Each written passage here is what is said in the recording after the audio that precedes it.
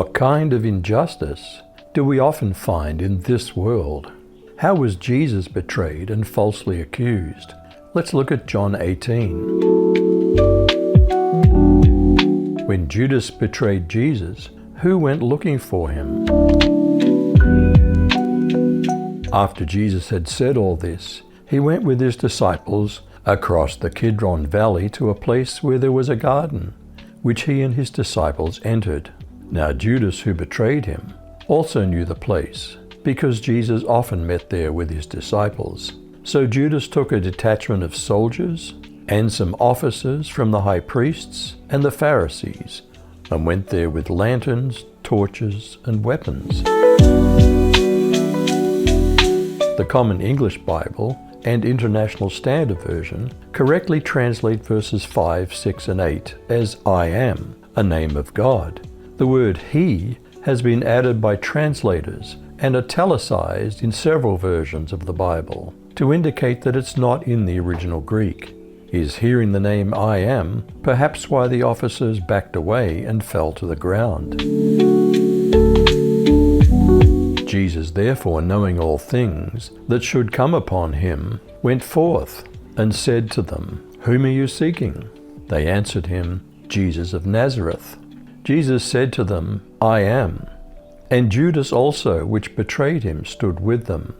As soon then as he said to them, I am, they went backward and fell to the ground. Then he asked them again, Whom do you seek? And they said, Jesus of Nazareth. Jesus answered, I've told you that I am. If therefore you seek me, let these go their way, that the saying might be fulfilled, which he spoke, Of them which you gave me have I lost none.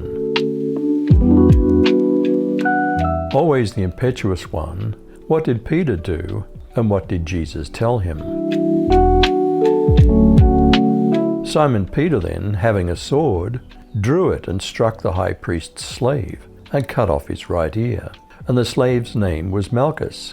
So Jesus said to Peter, Put the sword into the sheath. The cup which the Father has given me, shall I not drink it? To whom did the Romans and Jews bring Jesus first? So the Roman cohort, the commander, and the officers of the Jews arrested Jesus and bound him, and brought him to Annas first. For he was the father-in-law of Caiaphas, who was the high priest that year. Now Caiaphas was the one who had advised the Jews that it was in their best interest for one man to die in behalf of the people. What were the circumstances surrounding Peter's first denial of Jesus?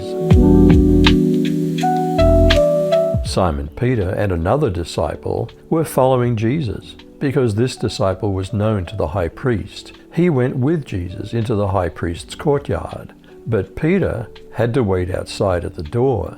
The other disciple, who was known to the high priest, came back, spoke to the servant girl on duty there, and brought Peter in. You aren't one of this man's disciples too, are you? She asked Peter. He replied, I am not. It was cold, and the servants and officials stood around a fire they had made to keep warm. Peter also was standing with them, warming himself. How did Jesus answer the high priest's questions? The high priest then asked Jesus about his disciples and his doctrine. Jesus answered him, I spoke openly to the world. I always taught in synagogues and in the temple, where the Jews always meet, and in secret I've said nothing. Why do you ask me? Ask those who've heard me what I said to them. Indeed, they know what I said.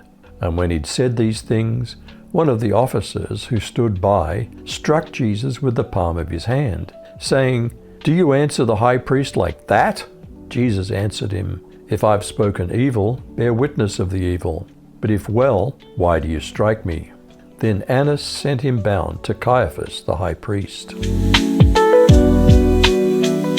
What were the circumstances surrounding Peter's second and third denials of Jesus? Meanwhile, as Simon Peter was standing by the fire warming himself, they asked him again, You're not one of his disciples, are you? He denied it, saying, No, I am not, but one of the household slaves of the high priest.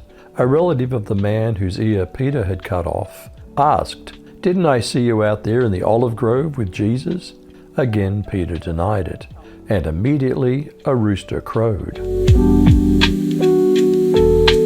Where and to whom did they next lead Jesus in the praetorium? They led Jesus, therefore, from Caiaphas into the praetorium. It was early, and they themselves didn't enter into the praetorium, that they might not be defiled, but might eat the Passover. Pilate therefore went out to them and said, "What accusation do you bring against this man?" They answered him, "If this man weren't an evildoer, we wouldn't have delivered him up to you." Pilate therefore said to them, "Take him yourselves and judge him according to your law." Therefore the Jews said to him, "It's illegal for us to put anyone to death," that the word of Jesus might be fulfilled, which he spoke, signifying by what kind of death he should die. What kinds of questions did Pilate ask of Jesus in the praetorium? Was his skepticism of the truth familiar to today's world? Pilate went back into the palace. He summoned Jesus and asked, "Are you the king of the Jews?" Jesus answered, "Do you say this on your own, or have others spoken to you about me?" Pilate responded, "I'm not a Jew, am I? Your nation and its chief priests handed you over to me. What have you done?" Jesus replied, "My kingdom doesn't originate from this world. If it did, my guards would fight so that I wouldn't have been arrested by the Jewish leaders. My kingdom isn't from here." "So you are a king," Pilate said. Jesus answered, "You say that I am a king. I was born and came into the world for this reason, to testify to the truth. Whoever accepts the truth listens to my voice." "What is truth?" Pilate asked. What sentence did Pilate give Jesus, and who did the people want set free? Pilate went back out and said, "I don't find this man guilty of anything.